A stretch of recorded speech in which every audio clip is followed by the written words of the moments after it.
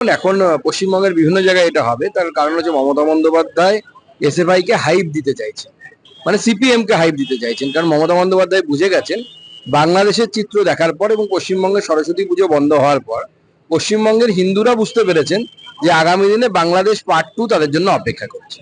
এবার হিন্দু ভোটকে ভাগ করতে হবে। তো হিন্দু ভোটকে ভাগ করার জন্য তো হিন্দু ভোট যদি সব বিজেপি পেয়ে যায় আর 4% ভোট পেলে তো বিজেপি সরকারে চলে আসবে।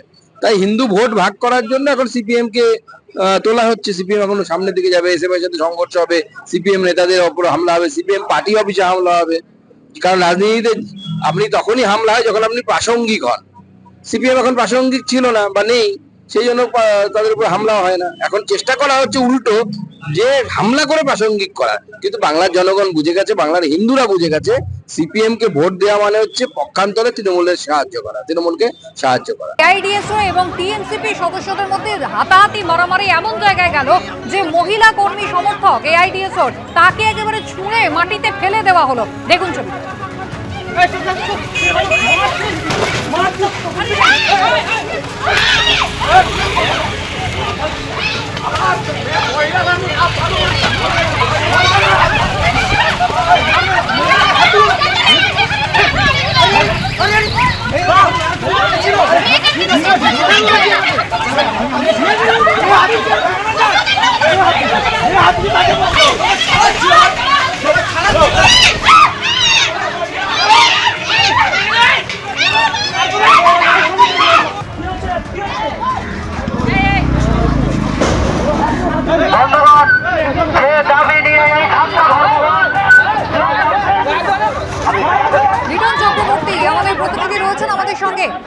বিটন একেবারে বাইক চালিয়ে কলেজে ঢুকে পড়ছে, মারামারি করছে, মহিলাদের গায়ে হাত তুলছে, এরা কারা?